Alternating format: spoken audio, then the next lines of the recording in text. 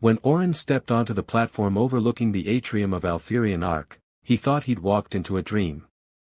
Nothing on earth had prepared him for the way the stars bent through the Academy's glass ceiling, how they moved, how they pulsed with light like slow heartbeats.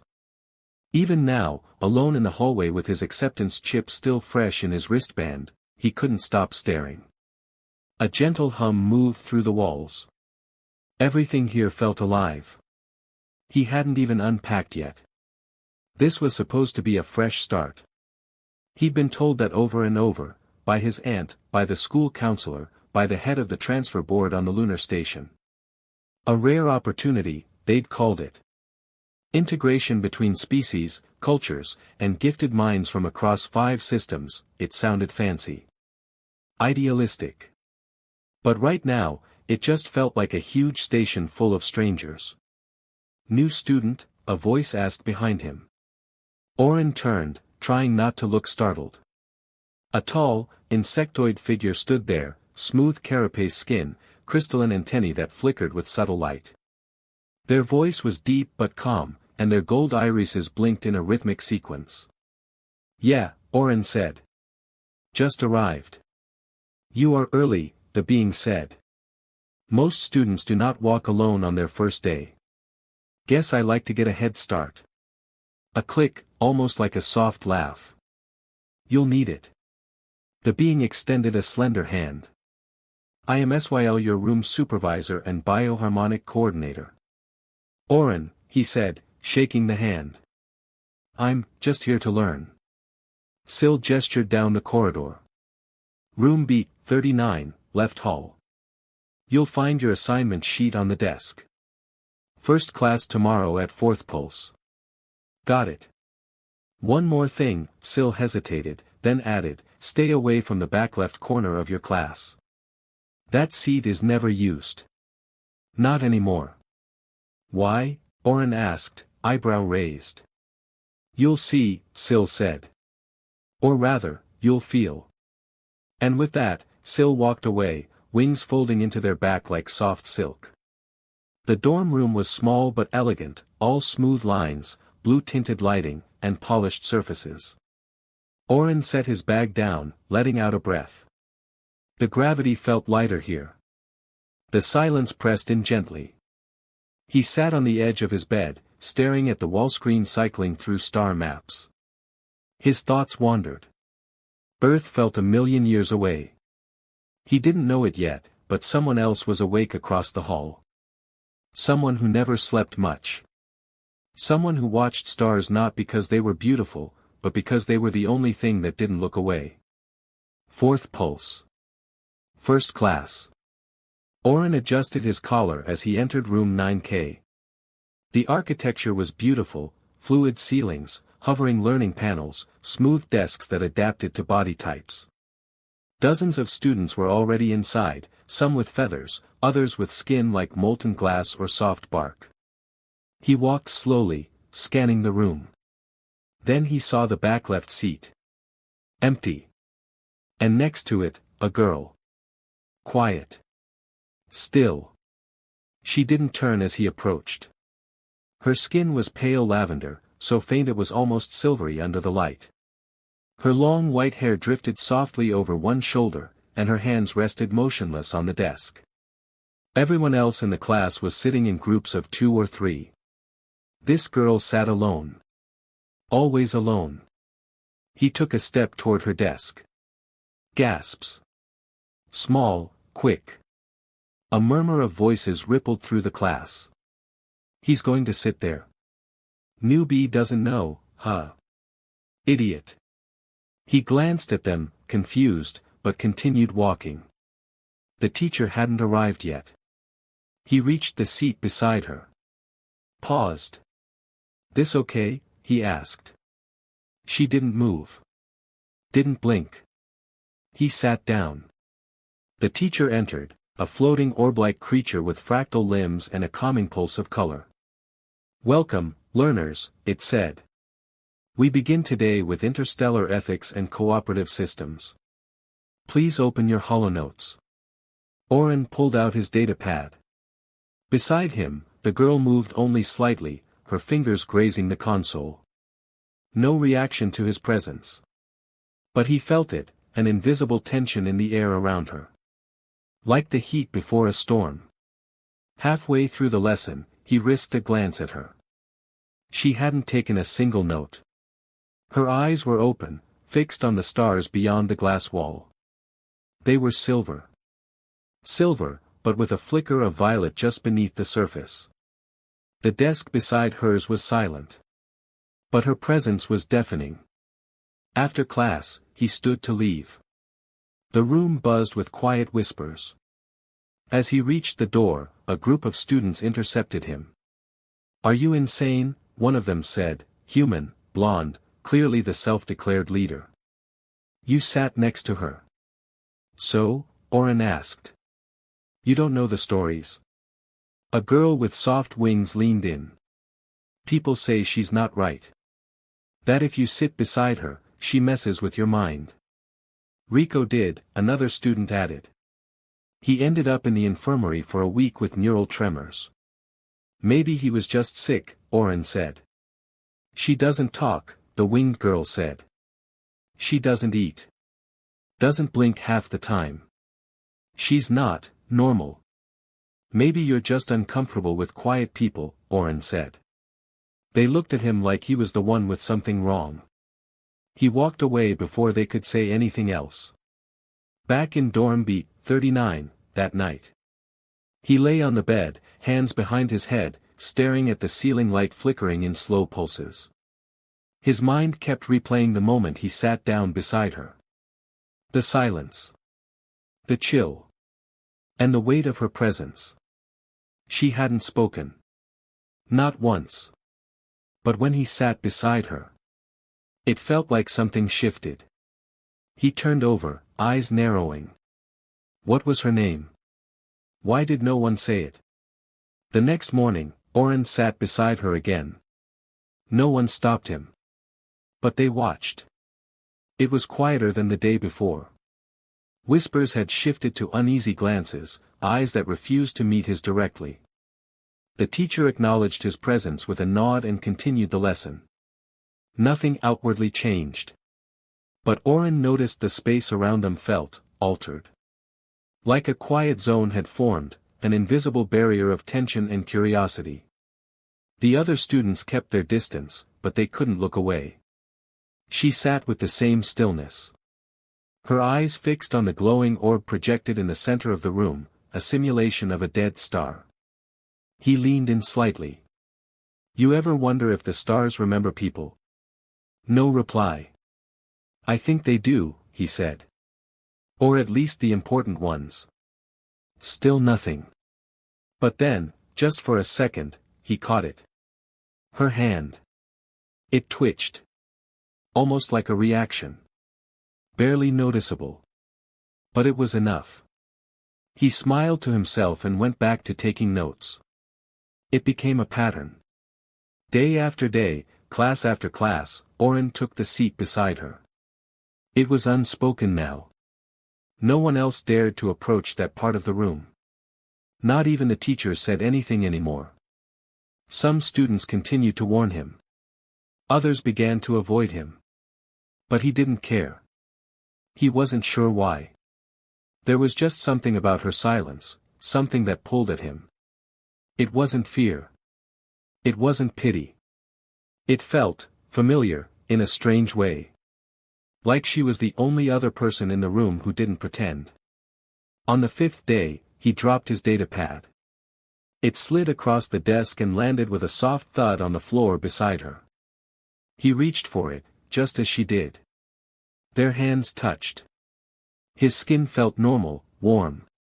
Hers was cool. Like moonlight. They froze. She pulled away instantly, folding her hands in her lap. "Sorry," he whispered. Still nothing. But this time, she didn't look away. Not immediately. That night, the lights in his dorm flickered. He sat up. The wall console was glowing faint blue, soft symbols flickering across its surface. He hadn't touched it. It wasn't on a timer. It just activated. His heart beat faster. He approached slowly. The screen changed. One word appeared, in glowing violet letters. Why? He stared at it. Why what? The screen shimmered. Why do you sit beside me? He blinked. Typed back, because you're not invisible to me. Silence. Then the screen turned off. The next day, she spoke. Not loudly. Not dramatically. Just enough for him to hear. Class had just ended. He was about to leave when she turned her head slightly, enough that he could see her full face for the first time. She was beautiful. Not in the way people describe beauty, but in the way that shadows move when light touches them. You shouldn't talk to me, she said. Her voice was dry, brittle. Like someone who hadn't used it in years. He smiled. Too late. She looked at him. Really looked at him. Then, softer, you'll start to change. Maybe I already am. Her eyes flickered with something. Not fear. Not anger.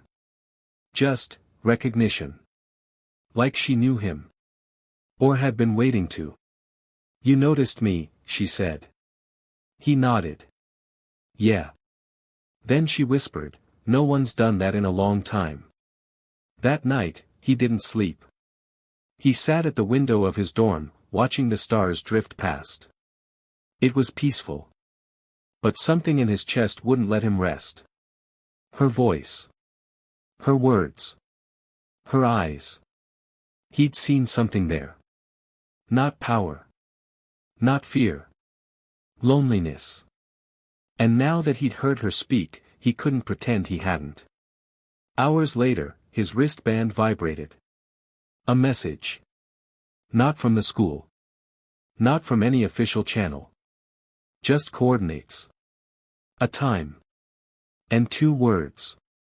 Come alone. He stared at it. No signature. No sender. But somehow, he knew who it was from. Location, Skydeck 4A, unauthorized access zone. Time, 2 pulses after midnight. He moved quietly through the halls. No noise. No lights. No one followed. Security bots floated past in soft patterns, but he avoided them easily, ducking through side corridors, past old storage rooms, up emergency stairwells. The academy felt different at night. Colder. Quieter. Older. He reached the Skydeck door. It was closed. He raised his hand to press the panel. But before he touched it, it opened on its own. She was waiting. Standing at the edge of the dome, her silver hair glowing under the stars. He stepped inside. The door shut behind him. You came, she said. You called me, he replied. She turned to him. For the first time, she didn't look away. I need to show you something. She held out her hand.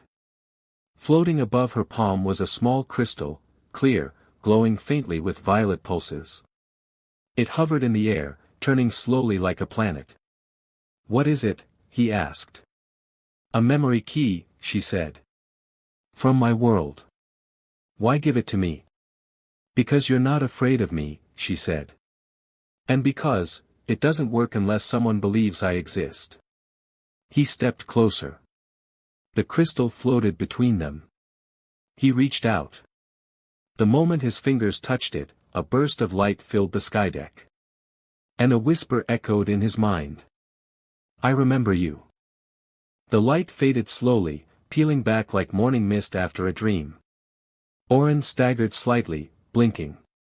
The crystal had fallen still in his palm, no longer spinning, but warm. Not like a machine or tool. More like skin. Like something alive. Across from him, the girl, Saya, if that was truly her name, looked different now. Not physically. Not obviously. But something behind her eyes had changed. She wasn't just watching him now. She was seeing him. What was that? he asked softly. A tether, she said. My memories found something inside you. A point of resonance. I'm not sure I understand. You don't have to. Not yet. He hesitated. But you trust me.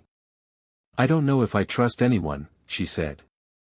But I know that when I gave that key to others before, it stayed cold. You gave it to others? Once.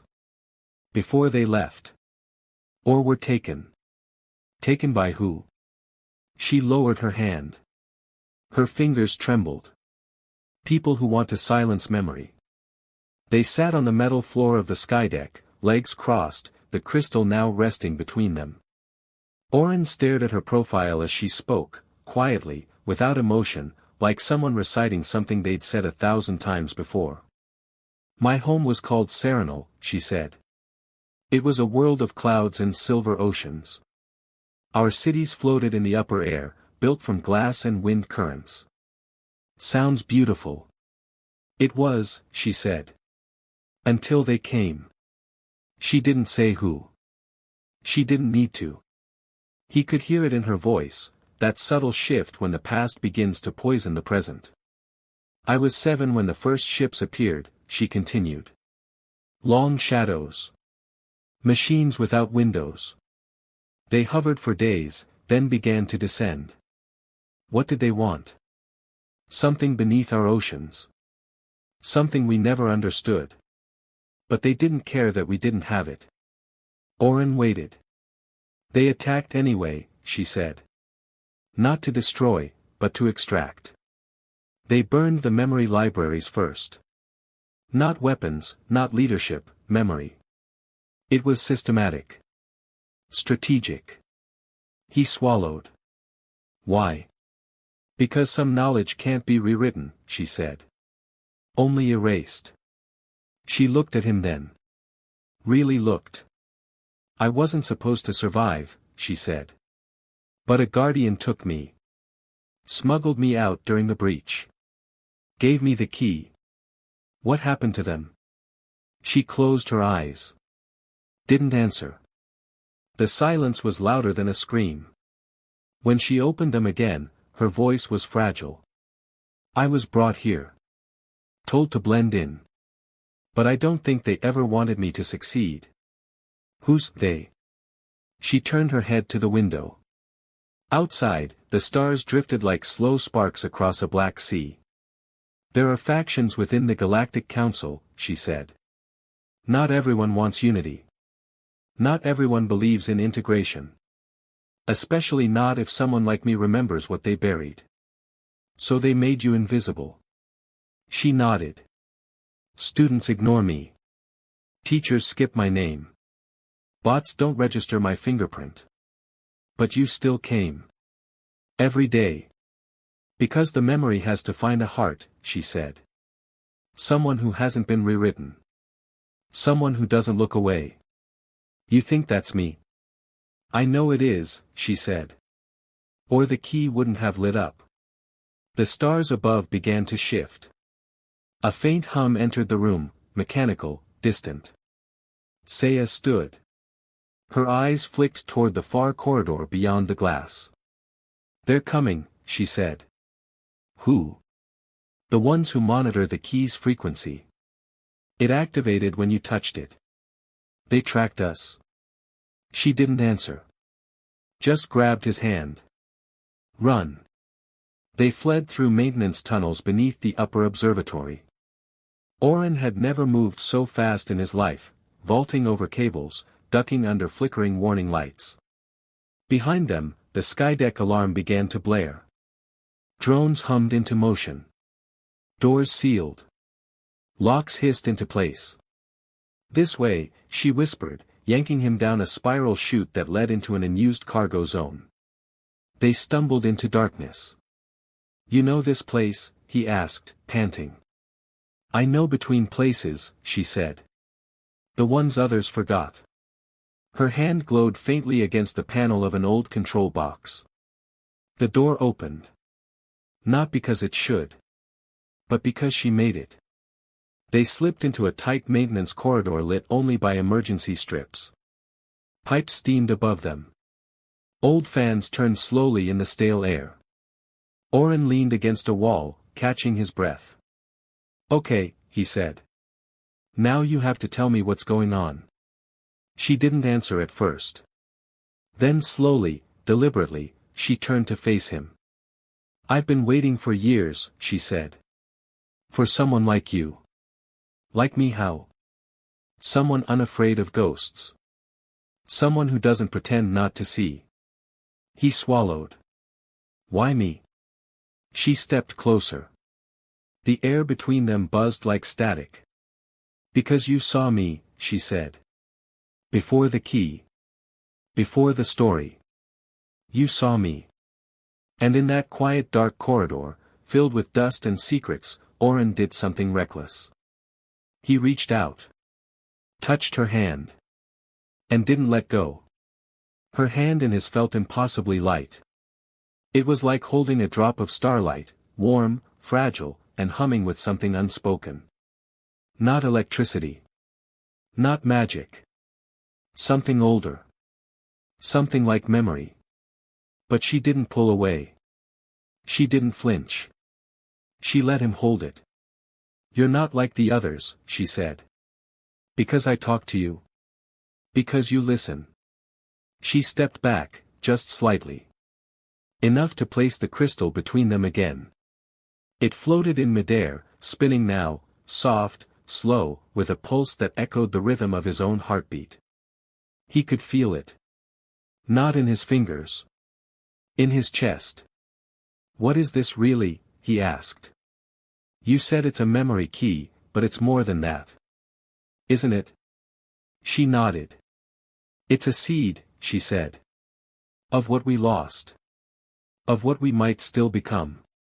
A message? A memory," she said. "Not just words or images. It's alive. It grows when someone feels it. Understands it. Believes it." He frowned. "Then why can't you unlock it?" Her voice dropped lower. "Because it wasn't meant for me. But it came from your people, your planet." She hesitated. Then said, "The key was never meant to survive alone. It was designed to resonate with an outside heart. A species who still carries open emotion. Trust. Love." He blinked. "Humans." A pause. Then, "Yes." Something shifted in the air again. This time, not subtle. The corridor lights flickered violently. Dust stirred in the vents. A voice, mechanical, flat, echoed from a hidden speaker. "Unauthorized presence detected in Sector E9, scan sweep in progress." She looked at him sharply. "We have to move." "They're scanning." "Not for heat. For emotion." He stared. "They can feel us." "They feel the resonance." He nodded. "Then we need somewhere cold. Hidden." She glanced behind her. "I know a place." They ran. Through a broken hall where the pipes hissed and the floor curved unnaturally, like the station had once bent under pressure and never quite healed. Orphan's lungs burned. His legs ached. But he followed her. He would have followed her anywhere. They reached a low chamber, some kind of long-forgotten storage room. The walls were dented. Crates covered in frost. No light except the dull blue of the crystal as she tucked it away into a pouch. "This will mask the signal," she whispered. "Temporarily." They sat, breathless, back against the metal wall. The silence was loud. His head spun with questions. But one kept rising. "What happens if they find us?" She didn't answer. "Saya," he said. Her eyes lifted slowly. "That's not my real name." He blinked. "What is it?" She hesitated. Then, softly, "Nurii." He smiled. "Nurii." The way he said it made something flicker in her, she wasn't sure what. A breath, maybe. A part of her long buried. For a while, they sat without speaking. The station creaked softly above them. Somewhere distant, a bot buzzed past, but didn't stop. He turned to her. "Can I ask you something?" She nodded once. "Why did you speak to me that day?" She looked down. Her voice was quiet. "Because you made the silence feel like air again. Air. Breathable. Not suffocating." He stared at her. His voice barely more than a whisper. "What if I wanted more than that?" She didn't move. But her eyes found his. Silver and violet. Moonlight in shadow. "What do you mean?" "What if I wanted to know you?" he asked. "Really know you. Not the memory key. Not the girl people whisper about. Just, you." She looked away. Her shoulders drew in, like she was bracing against a storm. "You might not like what you find. I'll take the risk." "Why?" "Because the first time I sat next to you," he said, "I felt like I'd been waiting my whole life to see someone like you." A long pause. Then. "No one's ever said that to me," she whispered. He smiled. "Maybe no one saw you until now." Suddenly, the crystal buzzed, stronger than before. A glow spilled across the floor, painting the walls in arcs of violet light. Then, images. Floating. Shimmering.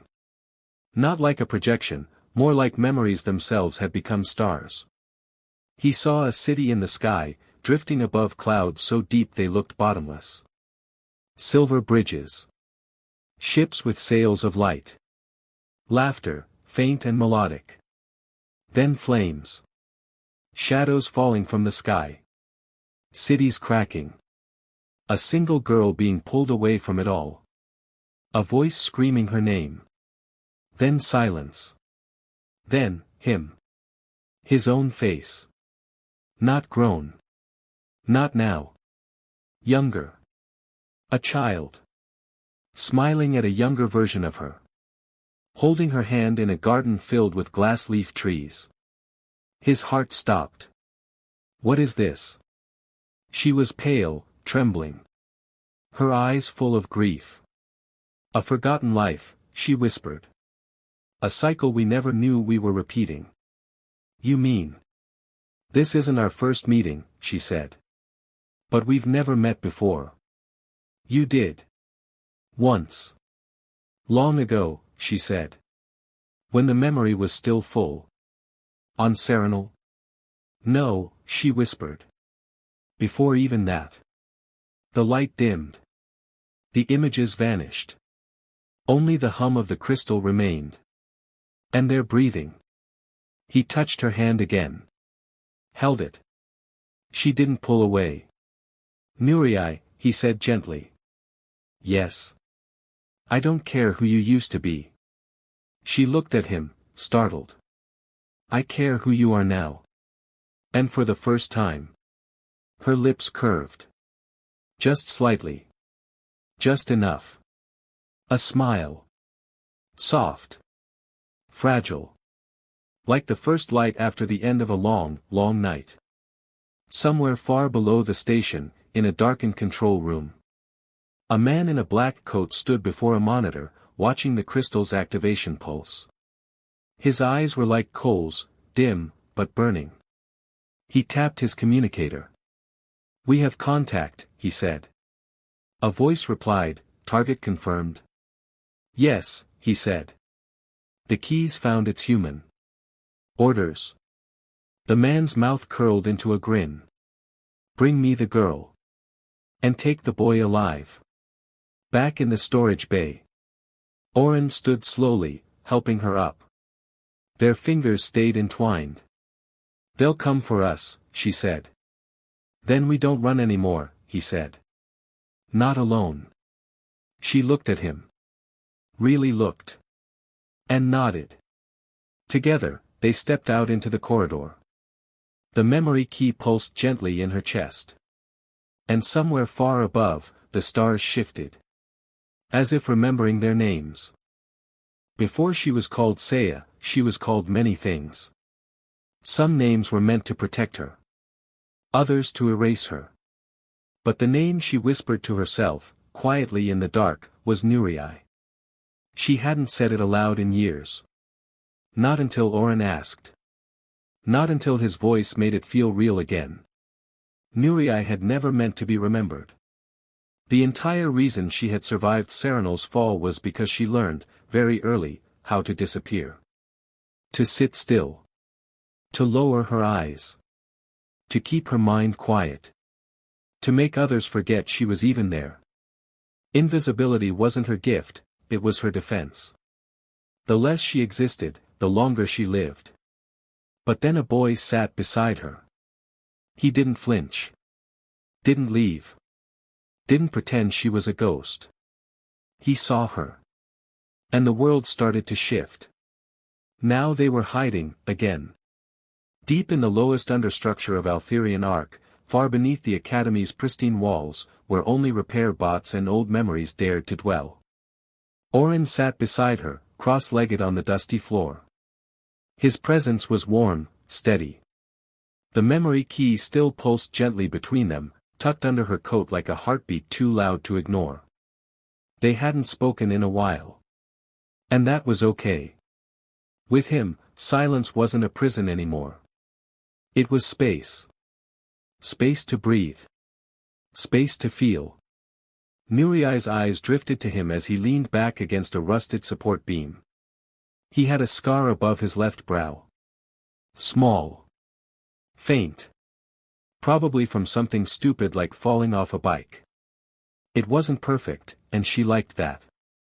He shifted slightly, catching her gaze. "You're staring," he said softly, half smiling. "So are you," she replied.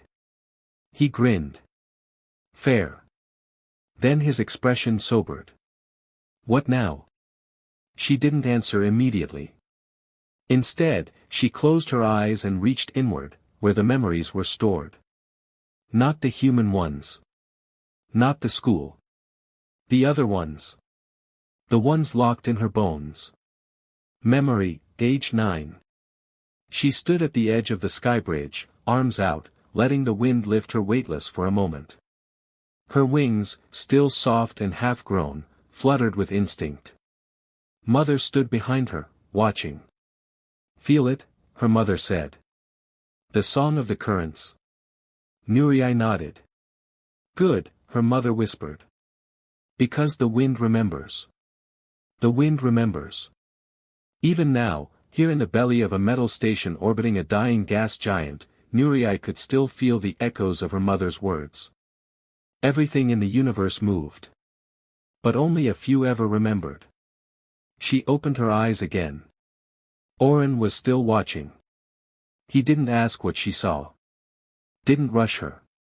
Just waited. She finally said, "We need to leave orbit." He raised an eyebrow. "You mean off the station?" "Yes." "How?" "We're fugitives." She shook her head. "We're not fugitives. We're witnesses." He chuckled, dry. "Witnesses get silenced too." "Not if we reach the signal tower on Leuven 6, she said. "I can upload the key's memory. Transmit it to someone who can protect it." "And who exactly is that?" She hesitated. Then said, "Someone who used to be like me." Orphan rubbed his face. "Okay. Great plan. Small problem, we don't have a ship." "There's a private hangar on the old deck," she said. "I know a way through the maintenance routes." He looked at her, surprised. "You've been planning this." "I've been surviving this," she replied. "Planning came later." He nodded slowly. "And you're sure about this?" "I'm sure of one thing," she said. "What?" "You're the first person I've ever trusted." Her voice shook. But she meant it. He reached for her hand again. Held it. Softly. Like he already knew how not to break things that were fragile. Meanwhile, in the surveillance sector, Agent Kestel stood in front of a glowing wall of data, watching the scans. The pulse is stable, a technician said. But the crystal is moving. They're heading toward the old docks, Kestel muttered. Get a retrieval team.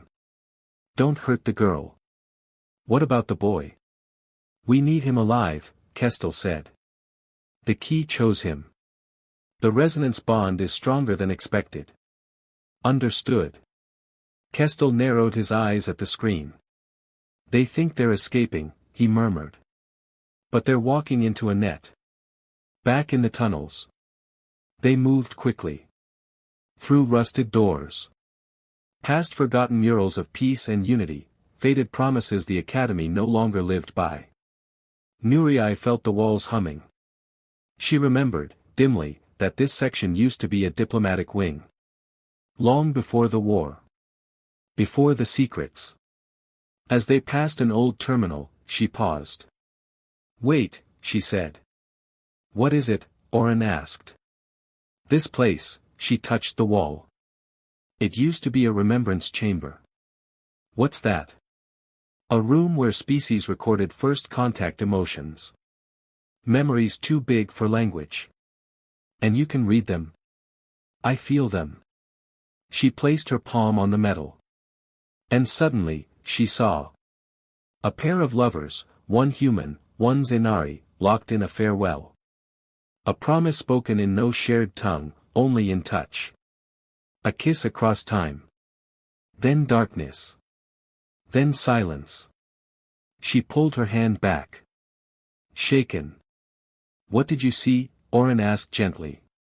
Us, she said. You mean? Not us, she corrected. But something like us. Trying. Trying to hold on. Trying to be more than what others allow.